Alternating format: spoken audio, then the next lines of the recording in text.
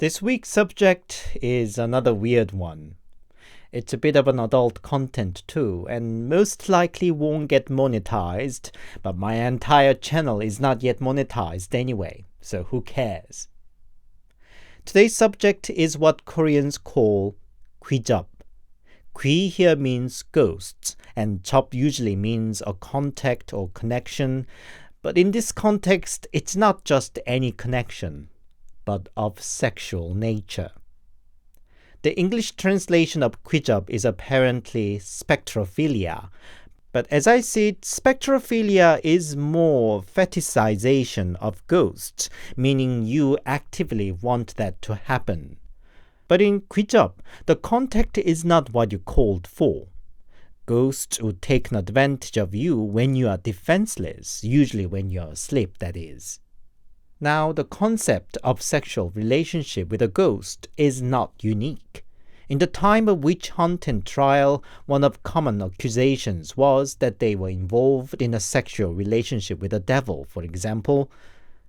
Just a slight difference there is, while in old Christian world, sex itself was deemed as something sinful, Korea is not exactly not prudish about sex, but it's definitely not a matter of religious sin, probably a moralistic one at most.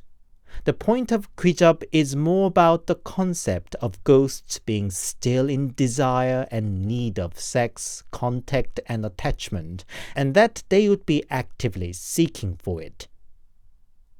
Some claims the pleasure you get from 귀접 is much greater than from a normal sex, and regardless you initiated it or not, you could get addicted to it. But there's a catch, of course. Through the sexual contact, the ghosts would suck up your chi, the life energy, and the longer you let it leech on you, the bigger control it's going to take over you. Obviously, today's episode contains descriptions of sexual nature. There aren't anything explicit, but if it should offend you or if you're underage, this episode may not be for you. So, here are 4 allegedly true stories from Korea about 귀접, sex with ghosts. As always, handpicked, translated, and narrated by host Anthony.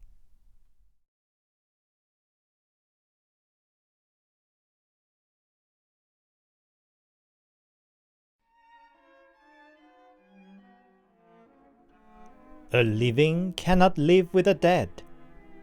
Most ghosts act purely by desire and emotion, and once you give any reason for them to think you belong to them, their claim and jealousy know no boundary.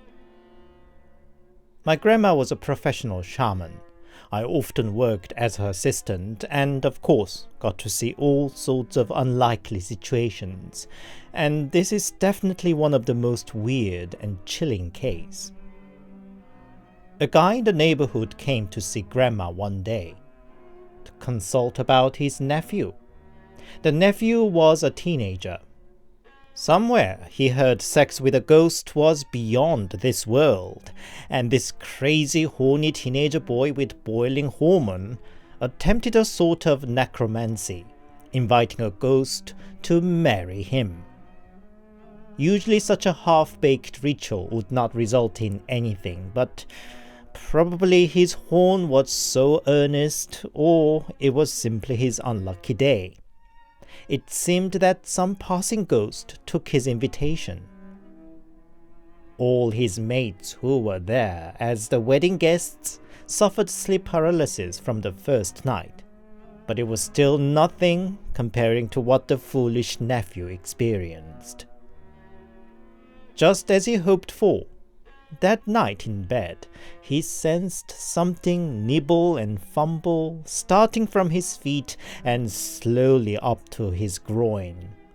Whatever the source of his information was, he heard he should treat a ghost partner like a real lover, and he indeed called it honey, sweetie, etc. That must have encouraged the ghost, and it moved right up face to face in one sweeping move.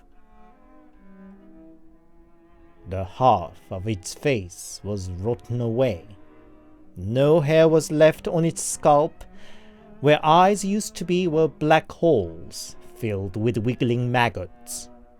And when it pushed its tongue out to kiss, it was nothing but a rotten chunk of flesh.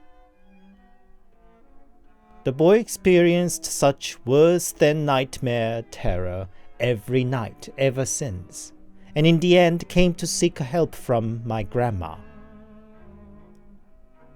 The cleansing ritual was quite a terrifying sight. By then the ghost must have attached itself to the boy firmly, and also sucked up quite a bit of chi of his. It not only refused to leave him, but even dared to threaten my grandma. All the while the boy himself was twisting his body on the ground and dribbling from his mouth.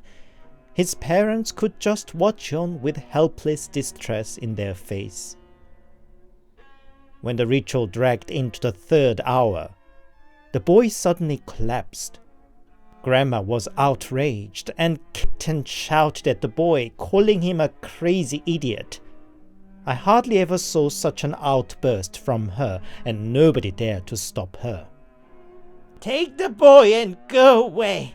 I'm not going to charge you," Grandma shouted to the boy's parents. Later, Grandma explained to me, "That mad boy hooked up with a ghost, and not even any passing one, but a territorial one that's been hanging around this area over 20 years. There are better ways if one wanted to die quickly. They'd have to move away from this town if to save their son."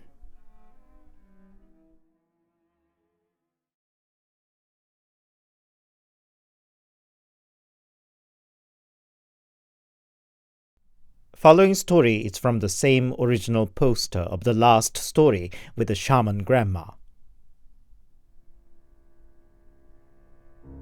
When I was 17, I was visiting grandma one weekend. Then I got a text message from a graduate from my school whom I got acquainted in the school club. Let's call him Kim for the sake of the story. "You talked about the trick to expel ghosts before, didn't you? Remind me of that, please. I can't sleep nowadays." Most of my mates know I have a shaman grandma, and I am rather well versed with paranormal issues, as did Kim.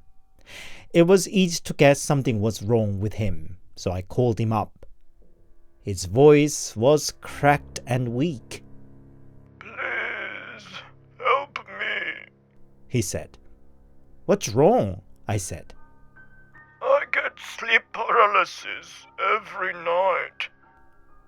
"How bad is it? I mean, you sound like a dying person." "I didn't sleep a wink for 4 days now," he said, and explained what happened. 5 days ago, Kim came back home from a drink party and went straight to bed.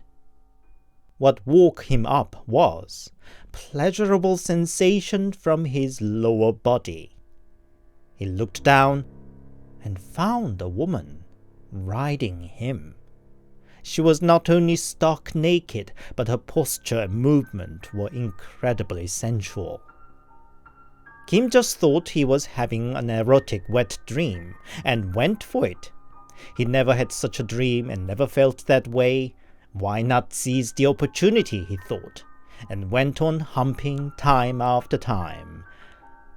But soon he realized something wasn't right. He came already 4th time, but dream was continuing on. It wasn't pleasurable anymore, and pressing headache started raging.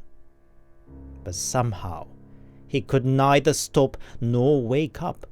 He tried all the tricks in the book to break the sleep paralysis, flexing fingers and toes, for example.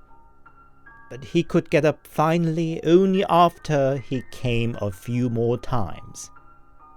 Even after he woke up, he had to lie back down with headaches and nausea till well over midday. He still thought it was just a very bad case of a hangover, and called friends with whom he had a party previous night to join him to a local spicy pork backbone soup restaurant, a typical hangover food in Korea. Seeing Kim, his friends reacted with a shock. Dark circle under his eyes was so dark, and his complexion was yellow, they pointed out. In fact, they got so worried, they took him to hospital as soon as they finished the meal. Doctor said it was a bad hangover and gave him an IV. Back home, he lied back down to rest. But as soon as he fell asleep, the same naked woman appeared, and Kim's body reacted to her erotic moves as if by a spell. The same routine continued for 4 days whenever he tried to sleep. I immediately consulted my grandma. Sounds like a tough one. Did he say he saw the face? Grandma said. Not clearly, I said. Tell him to come over and spend the night here tonight. Kim was desperate enough to come over without a second question. He really looked terrible. His face gaunt, dark circle almost black, lips gone white. As soon as he arrived, Grandma laid out the futon and duvet and told him to sleep. Again, he didn't ask anything and did as was told. As soon as he fell asleep, he showed bizarre signs. He shivered all over, stopped, shivered all over again and stopped, and repeated it several dozens of times. And then,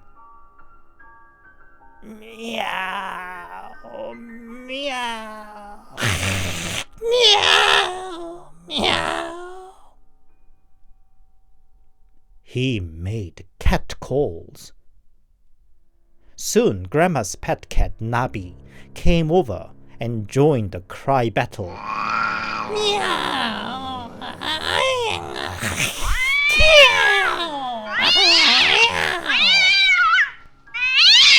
That lasted good 10 minutes. Nabi stopped crying and just stared at Kim, at which point Grandma woke him up. As soon as he got up, he threw up and started sobbing. As I tried to calm him down, he mumbled between sobs. I saw the face. As soon as he fell asleep, the naked woman appeared, but unlike other times, she crawled up slowly, fumbling and licking his body. When her head reached about Kim's waist, suddenly her head exploded, and underneath was a face of a cat. One-eyed, blood-dripping, maggot-infested face of a cat. And all the while her human body was keep bobbing on Kim, and the cat face got closer up to Kim's face. Cat's mouth opened with a cat crying, and got wider and wider, till it opened up to an impossible degree.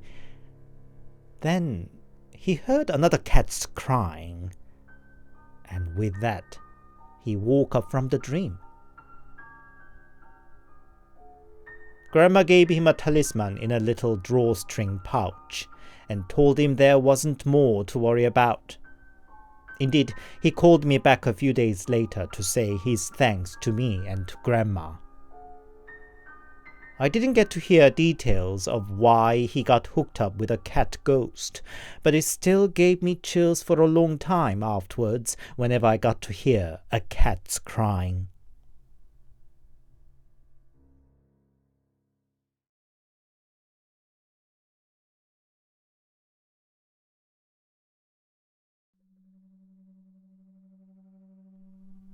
I'm a professional shaman.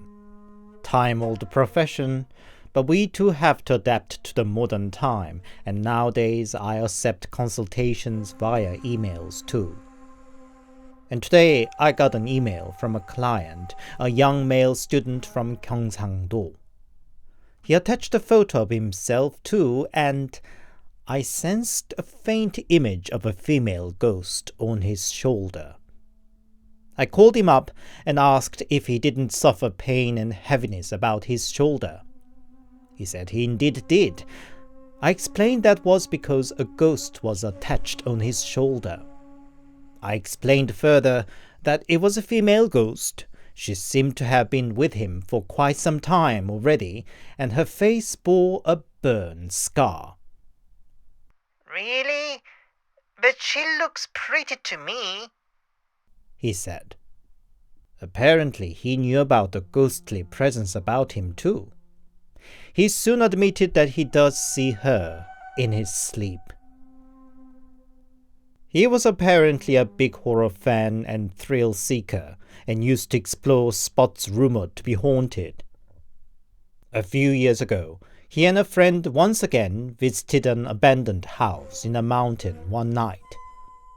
By then he had a lot of such experiences already, but it felt particularly chilly and spooky there. Nevertheless, they stayed there overnight, drinking and chattering. Problem was, he started to suffer painful shoulder afterwards. It got so bad, and he could not move his shoulder freely. He sought various physios and medical helps, but they all seemed to give him a temporary relief only. Together with a painful shoulder, he also started getting frequent sleep paralysis, and when it happened, he sensed something fumbling about his body. And then, from about 2 years ago, he started to see a woman in his dreams, and it soon led to a sexual relationship with her. He would always wake up knackered after such a dream, but he couldn't deny it did feel good in the dream, and deep inside he even waited for another erotic dream. But things didn't stop there. Since when more than one ghost appeared and assaulted him all night long. He lost interest in everything and felt always so tired that it became a struggle to get out of bed at all. People around him too noticed his deterioration. He finally confessed what's been going on to his friend whom he went to visit the abandoned house together, and upon his recommendation he consulted a psychiatrist too.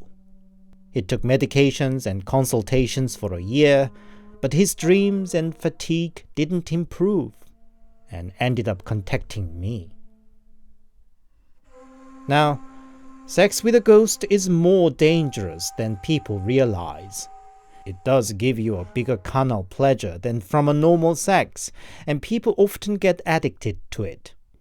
Cunning spirits would disguise themselves to appear your ideal man or woman, but often their true faces are invariably terrifying.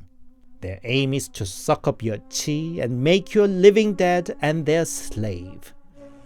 When their control over you gets strong, they can even manipulate your mind and refuse any attempt to get rid of the leeching ghost.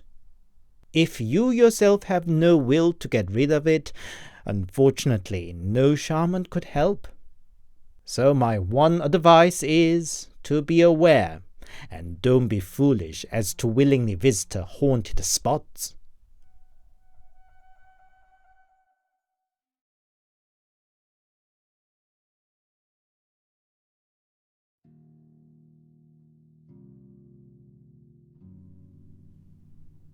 I have a friend who has a very strong spiritual gift.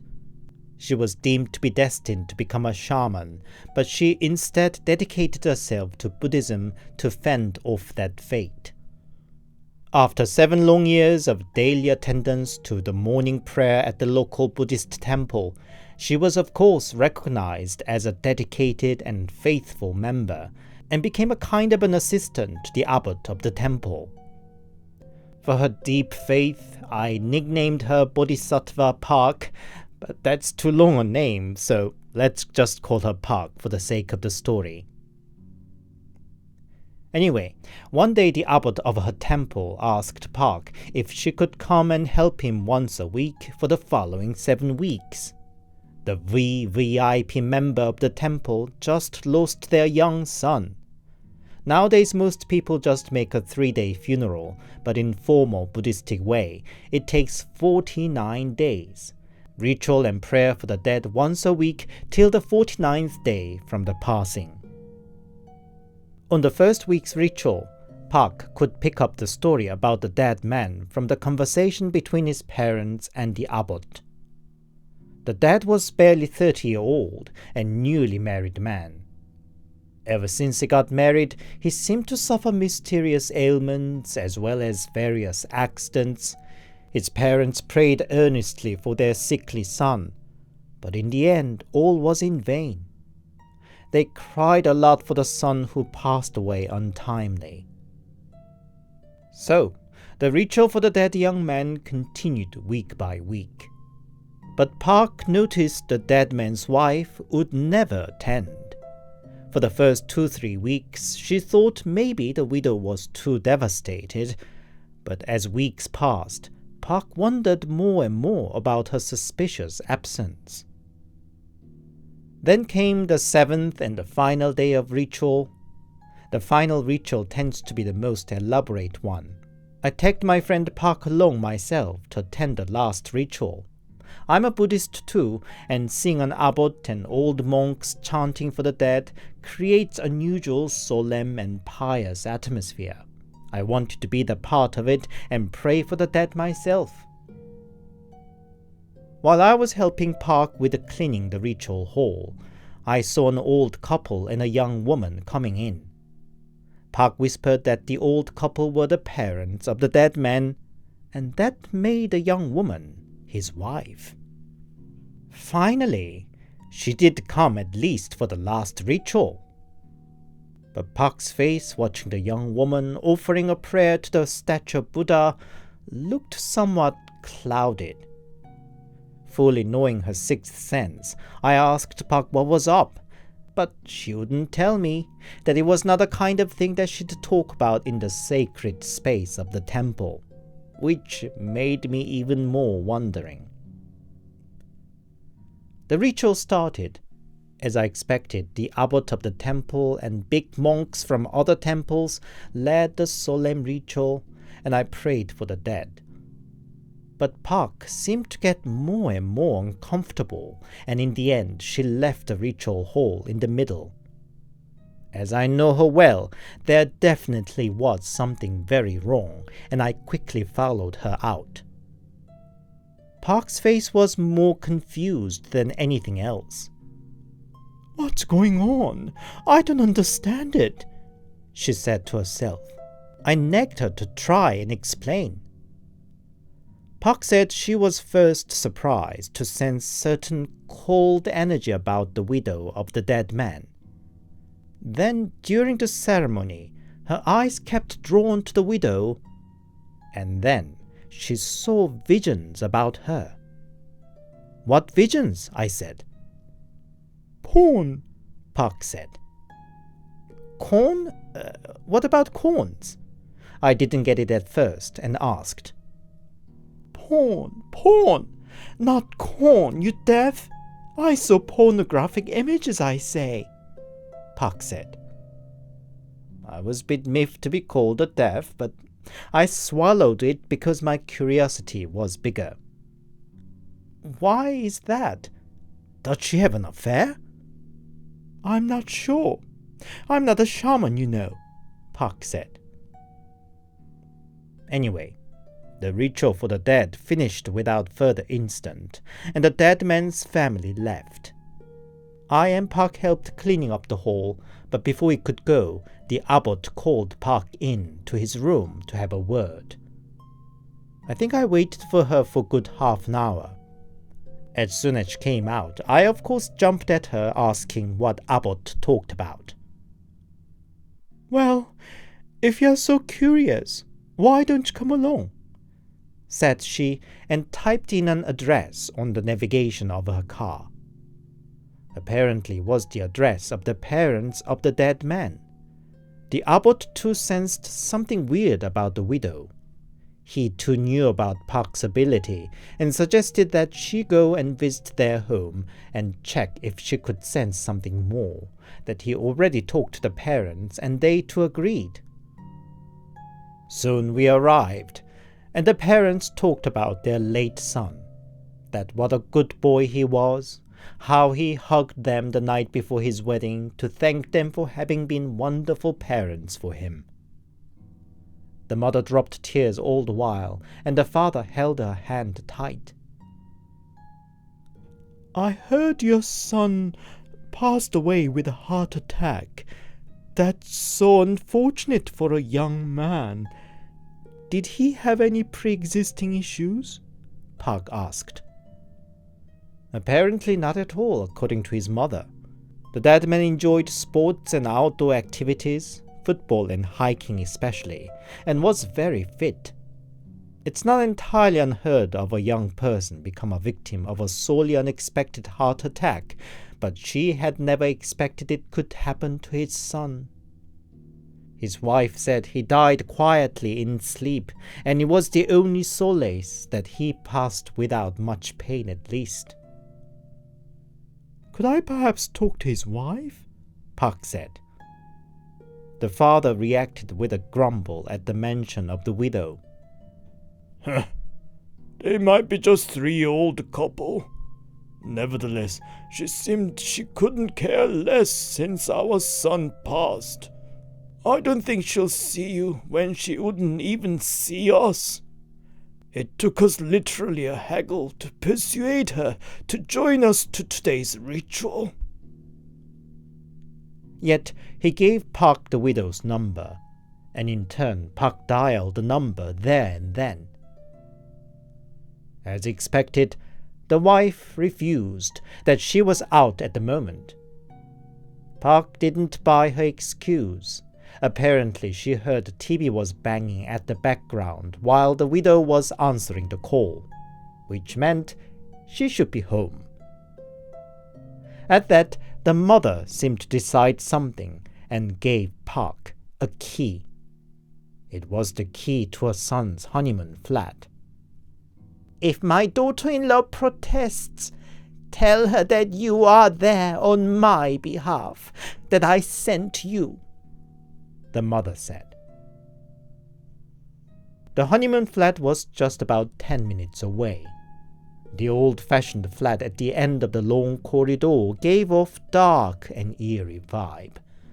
But Park, in a typical fashion, just opened the door and barged in without hesitation. Indeed, the wife was home, and was just about dig in a bowl of black bean sauce noodle and sweet sour pork that must have been just delivered. She looked shocked at first and tried to say something, but soon seemed to just give in. She put her food aside, lighted a cigarette, and asked, "What did you see?" Even Park seemed a bit surprised at such a straight question, but soon she countered just as straightforwardly. "An insidious male spirit that's leeching on you." The wife's eyes shook side to side, and her stubbornly tight lips shivered. "Help me," she finally said. Without a word, Park walked towards the room and flung open its door loudly. Judging by what I could see from where I was standing, it seemed the master bedroom. Later, Park told me she was only following the dark energy emanating from it. For a good few seconds, we all three were just frozen in silence. Park closed the room door again, turned to the wife and said, "You can't hide the sky with your hands." The wife didn't even dare to look at Park now, and said in a low voice, "I think you know it already. The shaman's blood runs in my family too. My mother tried to purge the doom and practically lived in a Buddhist temple, praying day and night. She wasn't there for me when I was little and vulnerable. When I turned teenage, ghosts started coming to me every night asking for my body. I refused and refused, but I had nobody ask for help. And in the end, they won. It felt good. When there was nobody to care for me, the carnal pleasure was something I could turn to, and it carried on year after year. To this day. Your husband didn't die in sleep, did he? Park said. No, wife said. Apparently, he died during sex with her. The couple always had an issue in the bedroom.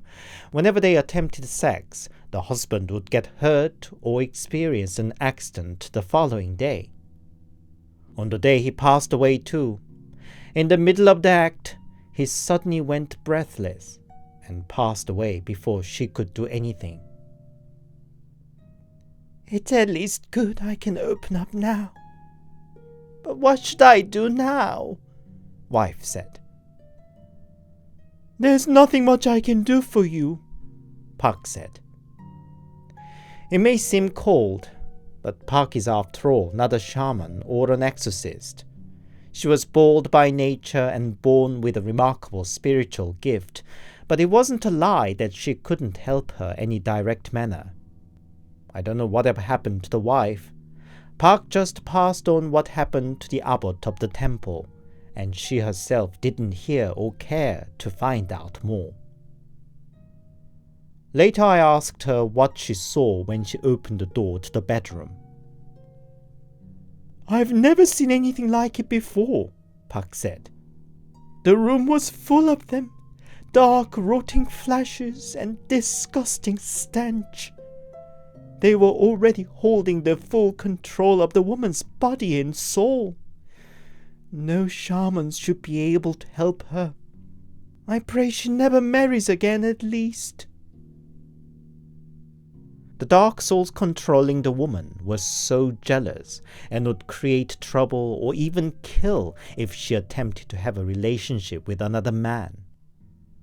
Apparently, her poor late husband was such a victim.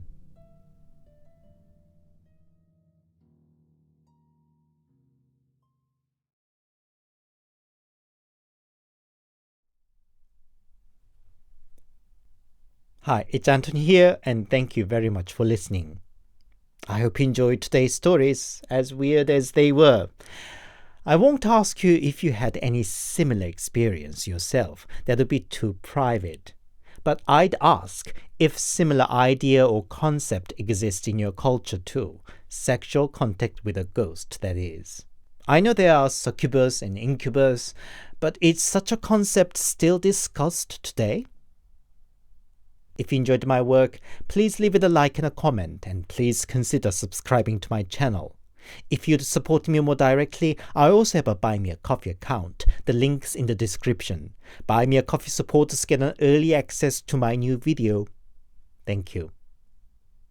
Until next Sunday, stay safe and take care.